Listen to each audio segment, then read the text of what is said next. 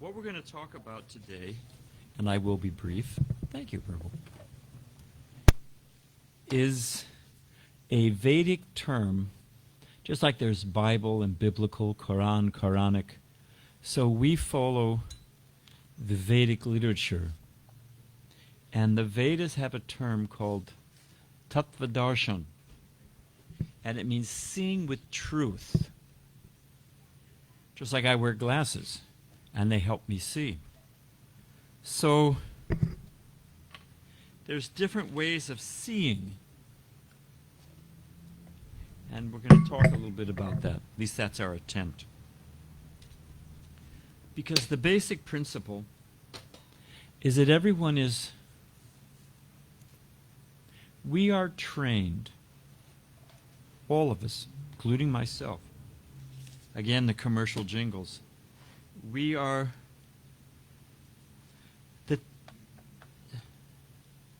Happiness is defined as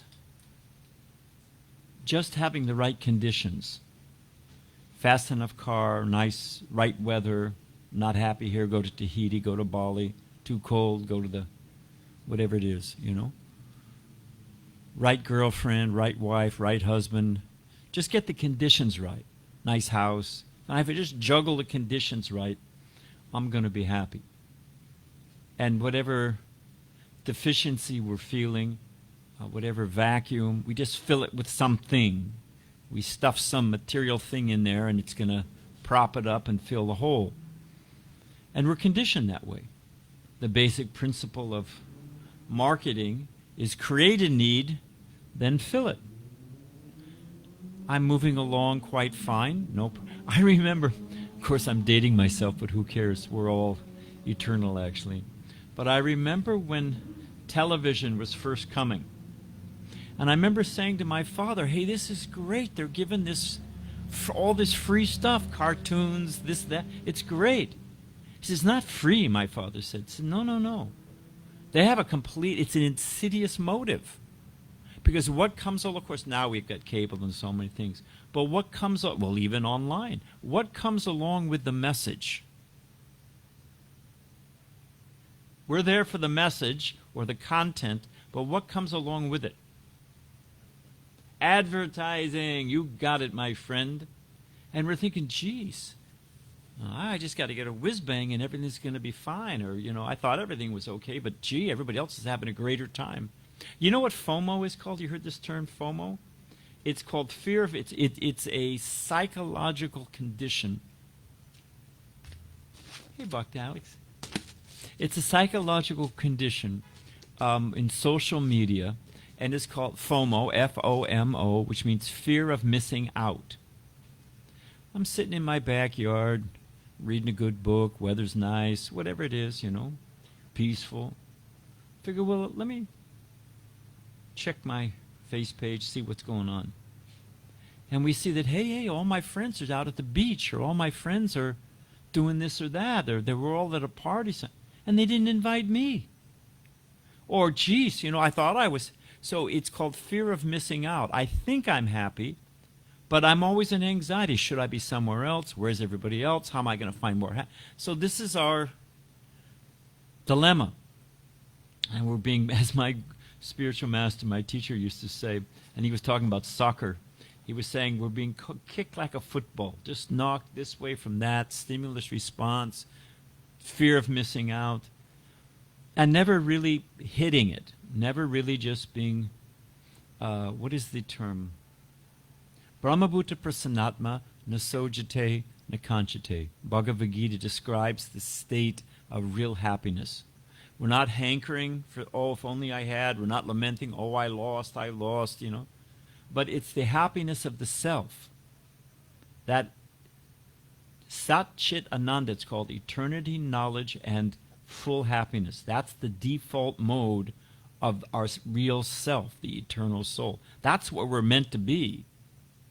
And so there's a, what will we call it? There's sort of a subliminal, esoteric craving for that state because it's our natural state. But we're trying to do it, we're trying to get to A, but we're trying to do it by B. So Tattva Darshan, this term I was talking about, is to see with spiritual vision. Let me give you an example.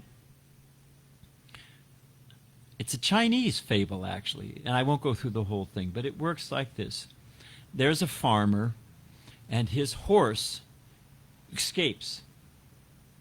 His friends say, "Oh, very, very bad, very, very bad." The farmer says, "Maybe good, maybe bad." Turns out the horse out in the forest or whatever meets a girlfriend. So he comes back, and he's got his girlfriend with him. So now the farmer's got two horses. So his friends say, "Oh, very, very good, very, very good." Farmer says, "Maybe good, maybe bad." His son gets on the horse, because, you've got to learn how, you've got to train the horse how to, be a workhorse. And the horse, naturally, a wild horse, freaks, throws the guy off. The son breaks his leg. What do all of his friends say? "Oh, very, very bad. Very, very bad." Now, the king's army comes through. They're on a campaign. And they're drafting all the young men. The guy's got a broken leg, so they don't draft him. All his friends say, "Very, very good." So it goes on and on like this. So very, very good or very, very bad? Well, that depends on the circumstances and the purpose. It's not just a superficial thing. I'll give you another example. There was a young man who comes to the temple. Now he's not so young, but he joined the army, and his idea was, there was no war at the time, which is a hint of where we're going here, and his idea was, hey, I can put up with anything for 4 years, and I'll get free medical for the rest of my life, and they'll pay for my college. So, seemed like I got to march around, whatever, but not hurting anybody, and, lose a few pounds, get in shape. So that was his calculation. But once he was in boot camp, absolutely hated it. He's got a drill sergeant in his face. He's got to do this, and the whole thing. You've got the picture. He thinks, "Oh, geez, this is worse than hell. I got to get out of here." And he's fighting it, resisting and fighting with the drill sergeant at every moment. Now, don't get this wrong. I'm not advocating for war or any of that kind of business. We're nonviolent ahimsa and all that business. So, but what happened is the first Iraq war started while the guy was in boot camp. And all of a sudden he realized, oh my gosh, they're sending me over to, in the middle of the desert. And I'm going to be facing people who want to rip my head off. All of a sudden he focused. He thought, geez, I better listen to what this drill sergeant says. He said what was a hellish condition, and the drill sergeant was an enemy. When he realized he actually needed this information to stay alive, the drill sergeant became his best friend. So the point I'm trying to make is that circumstances in and of themselves don't determine good or bad, valuable or invaluable. We have to understand the purpose behind it. I'll give one more thing, one more example.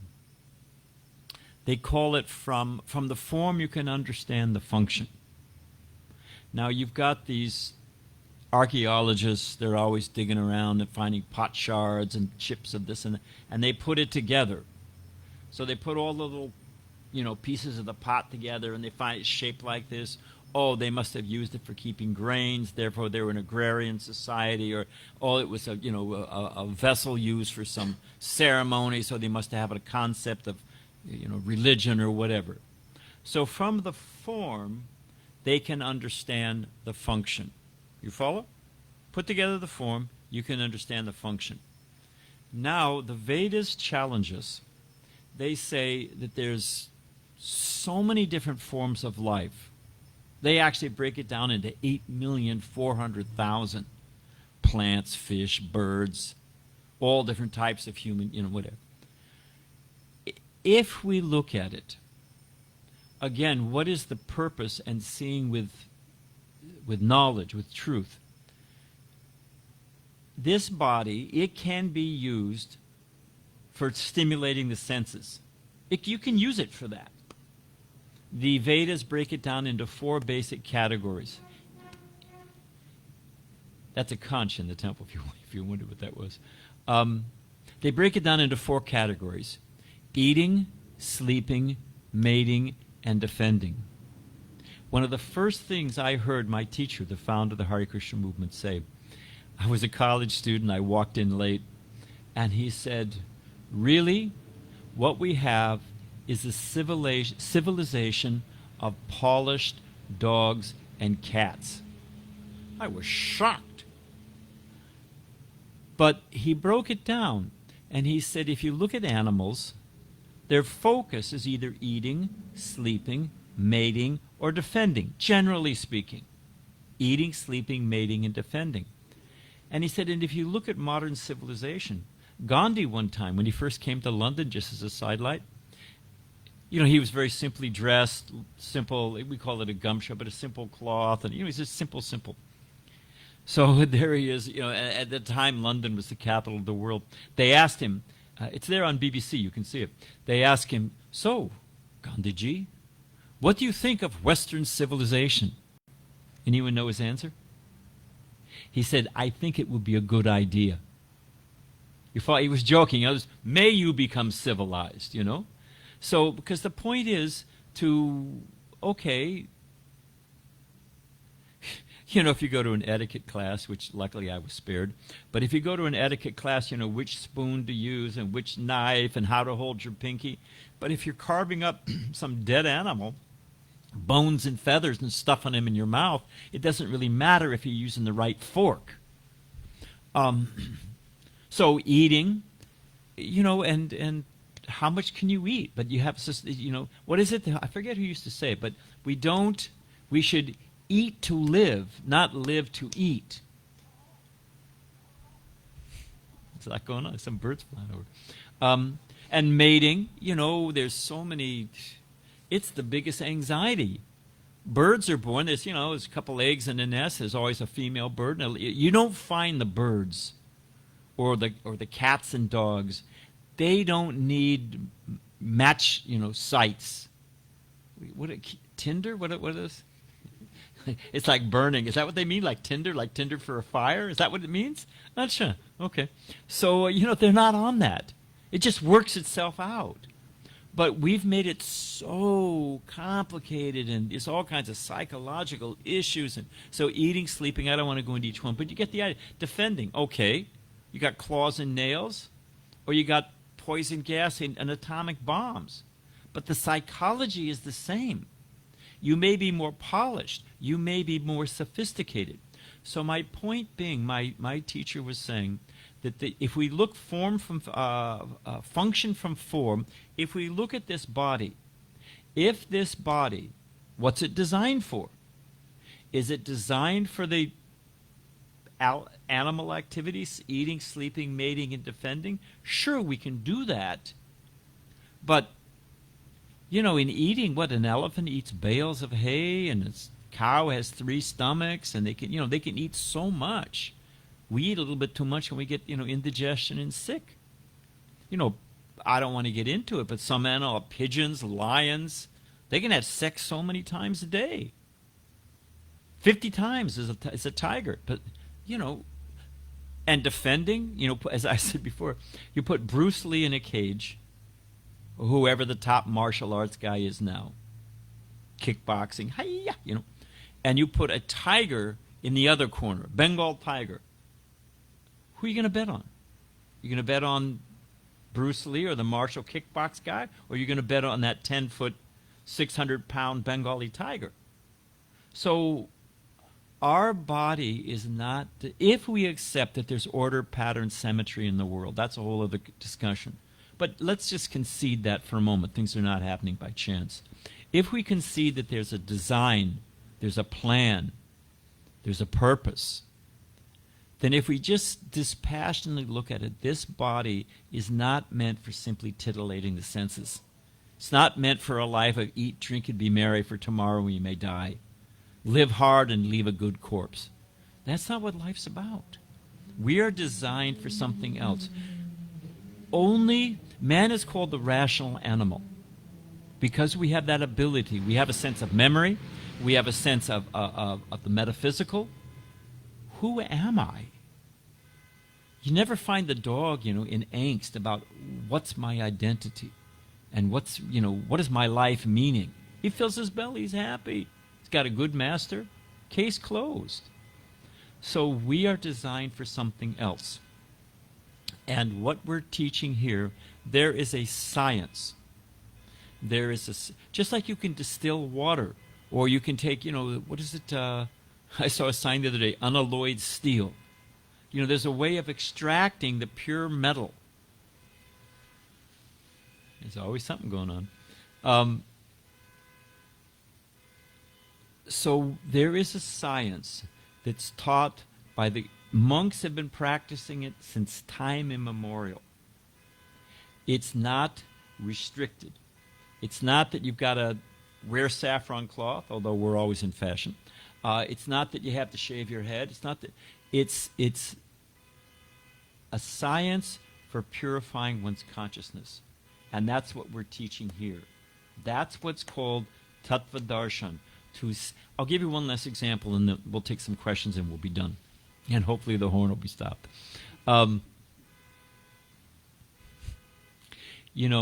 People talk about silent meditation. There was an age when the sages would go to the forest and practice deep, silent meditation. I remember trying that one time. I went by myself, in the Cascade Mountains. I went as far back as I could on the road. Then I went back camping. I went as far back as I could on a logging trail. Then I went as far back as I could into the forest by myself. I was by a stream. I was probably at least 100 miles from the nearest whatever it was, I sat down to practice meditation. I swear to you, an airplane went over. It was a biplane, and it was dragging a sign that said, "Drink Coca-Cola." Those advertisements? I thought, jeez, man, you really can't get away from it. So, but in this age, that's why we do this chanting of the Hare Krishna mantra. Both we chant on beads, and we do this, congregational chanting, because it's actually a meditation that we can practice. You don't have to live on one chickpea in a cave somewhere and hope that the Coca-Cola sign doesn't go over. You can practice it anywhere. But to finish the last thing I wanted to say, if we go in to life, I'm speaking to myself as well, with the wrong expectations, we will be disappointed. If I go into the hospital, if I wake up in a hospital, and I think, hey, pretty nurses, nice view, free cable, motorized bed, hey, I made it. Then the doctor comes in, all right, Mr. Swami, it's time for your heart operation. What the? They come, we've got to give you a little injection here. Wait, that's not what I signed up for. I'm going to be disappointed if I think the hospital is just for enjoyment.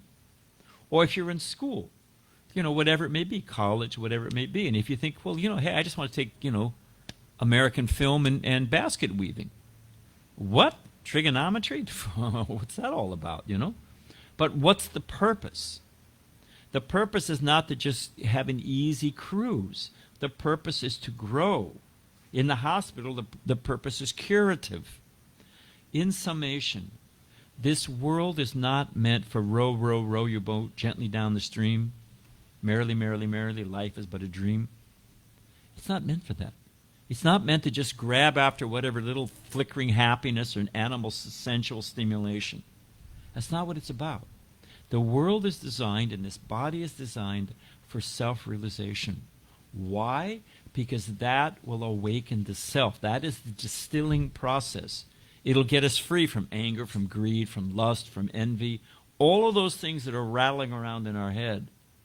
And to the platform of the soul, Brahmabhuta Prasannatma, free from anxiety, free from hankering, and tasting the happiness of the self. So that's what we're about. It's a great science. You can news you can use. You don't have to. It's not an external thing. But there are tricks. There's steps. Rising early in the morning, diet, there's things that you do. Okay, so there it is. I think we've gone on long enough. What do we do, Balaram? Do we take a question, or what do we do? Anybody have a question or two? And that'll give them gives them a minute to get the dinner ready, frankly. So, anybody got a question? Don't be shy.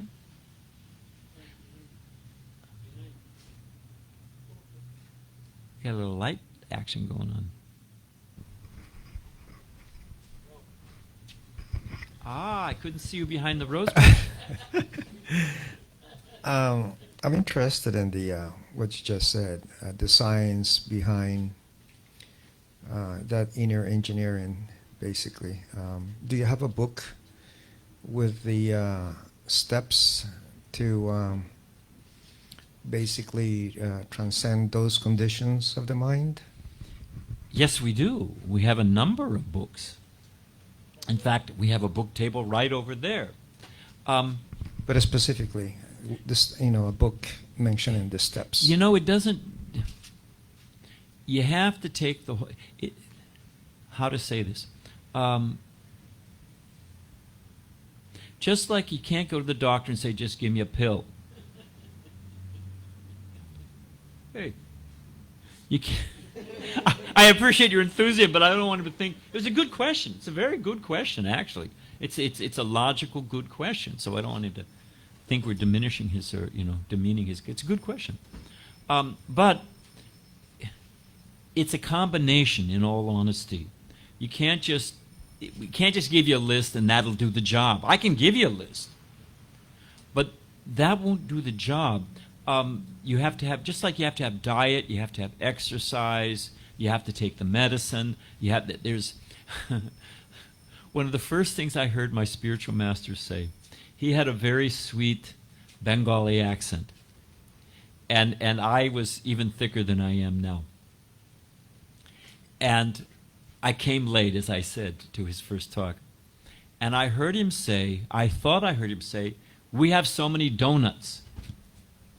Now, I had been a vegetarian for some time. I love sweets. Oprah moment here. And I love baked things. And but in those days, they were all made with eggs. They always had eggs in them. And eggs, I don't want to get into it, but they're really not a factory farming and that whole scene, So I didn't want to eat eggs, but I love baked things. So I heard Srila Prabhupada, my teacher, say, "We have so many donuts." I thought he was talking about the menu. I thought, fantastic. I said, sweet chanting, great philosophy, and donuts too. I hit the jackpot. But then I listened, and what he was saying is do-nots.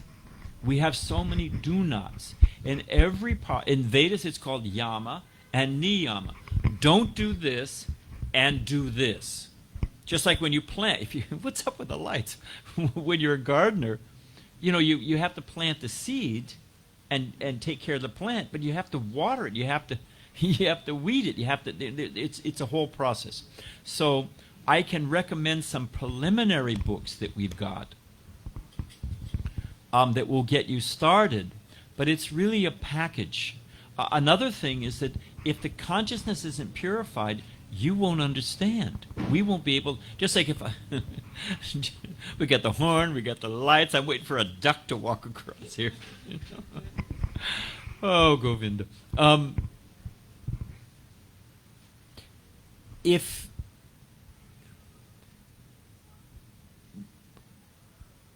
there's a reason we don't eat meat, fish, and eggs, and there's all kinds of reasons. Like when you throw a rock into a circle, it has a rock into a pond, it makes concentric circles. So there's many different reasons. Health and nonviolence and all that stuff. But it also purifies our consciousness. There's a reason that we don't drink and take drugs. And it's not because I lived through the 60s. It's called intoxication. Toxic means poison, and it scrambles up your consciousness. It has an adverse effect. So, better late than never, huh? He's clicking off the lights. There are steps, but there's also things we need to. We need to purify our consciousness gradually so that we can actually perceive, we can see clearly. So it's a whole process, and we have books that will help. Rising early in the morning. We don't eat meat. We don't fish or eggs. We don't take any intoxication. Not all this wild, passionate boyfriend, girlfriend stuff, you know. So there's things that we do, and then there's also. It's a wild night. Is it a full moon? There's a reason a lunatic, lunar. You know, it has a Latin root. So, no, it's true. It's completely true. The police put more. It's a standard thing on a full moon. They have more people out in the field because it's going to be wild. Thanks. So we can talk later on. I can recommend some books. I can recommend some process. There's also, you know, why is there a plumbers association? Why is there the, you know, Chicago stock market? Because you associate. You know, if you're in that arena, you're going to have better sales, or you're going to. Why there? You know, I mean, there's. We get a magazine called Dairyman's Magazine because we have a farm and we have some cows we take care of. Believe it or not, there's a Dairyman's Association. There's all kinds of stuff. So if you associate with people who are also serious about spiritual life, that helps. So it's a package. I guess that's my answer to you. We have some books. We have some process. There's chanting on beads for mantra meditation, a little bit in the morning, a little bit in the evening. All of these combine together to nurture this spiritual consciousness. Is that okay? Yes, thank you very much. I understand. It's a whole process, yeah. It's a whole process, but Yeah. but it doesn't mean, oh my gosh, it's a whole process, and who in the world's got time for all of that? You know, I'm just trying to pay my bills and, you know, whatever it is. It's you can take any part you like, you can move at your own pace. It's not a complicated thing. It's not. In fact, it becomes. The more one becomes, if we're distracted by 50,000 things, if I have a dull knife, it can't cut. A sharp knife can cut very easily. If our consciousness is freed from all this lust and greed and anger and agitation and all this, you know, who likes me and who doesn't, am I too fat, am I too thin, all this stuff that's rattling around in the brain, if you get free from that, it's amazing how much time we have in our life. And that which would take, you know, 3 weeks to figure out, oh, it's clear as a bell. So I don't want to discourage you that, oh, it's too complicated, it's a process. You can start anywhere, and you will experience very quick results. Okay, we'll take one more question, we'll end. I think I'm getting a hint from Balaram, who's keeping the wheels on the track, which is good. One more question, if anyone has one more. All righty. I'll be short. Thank you so much for the talk. I have a question. Thank you for extracting a good lesson from a fool. Well, go ahead. Could you please help us to, like, when we act, right, or how can we know if that is coming from the ego or purified consciousness? Is there like a little check we can do to... You know, no, it's a good question. It's a very good question. I recommend to all of you that the cornerstone, you know, in the, what is it, the Rosetta Stone, that was something, I think it was in Greek and hieroglyphics, and that's how they opened up understanding the hieroglyphic language. It was the key that opened up the whole thing. So the key for spiritual understanding in our tradition is called Bhagavad Gita. And if you read the Bhagavad, that's exactly what it is. Arjuna takes the role of all of us as everyman. And Krishna is acting as the perfect master. And it's a dialogue. It's just like this. And they ask so many, Arjuna is asking on our behalf, you know, how am I driven by passion? Am I driven by, you know, a desire for piety? Am I just, you know, what is happiness in the mode of ignorance? What is happiness in the mode of passion? All these things. How do I know if I'm acting out of pride? And it breaks it all down. I mean, Bhagavad Gita is absolutely fantastic. And there's many editions of Bhagavad Gita. Some of them are completely scratch, I'll tell you. There's one that Bhagavad Gita for golfers, believe it or not. I mean, I don't know how they got off on that. It's true. So and kind of bouncing back to our friend's question there, if one reads Bhagavad Gita carefully, and like anything else, you know, you can read a medical book all by yourself, and you're not going to become an expert doctor. You're going to learn something, but I'm not going to let you operate on me. But if you're in a school, or if you have a teacher, if you're in that environment, the book, the Vedas call it book Bhagavad and the personality Bhagavad. You need the two. Like you need the book and you need the teacher and you need the class. So you can read Bhagavad Gita on your own. It'll be fantastic. But we can also we have Gita classes here. You can come and ask questions. We can direct you to Gita classes online. We can just study. There's tons of stuff out there for you to study. So my humble it's not cheap. I cannot give you, because if you want, my guru said this to me. He said, if you want costume jewelry, fine. Pay $3 and go to Walmart and buy some Rubicon. What is it called? Rubicon? What is it called? What is that stuff called? Anyway, cosmetic jewelry. But if you want the real thing, if you want a diamond, you got to pay the price. But when you pay the price, you've got it.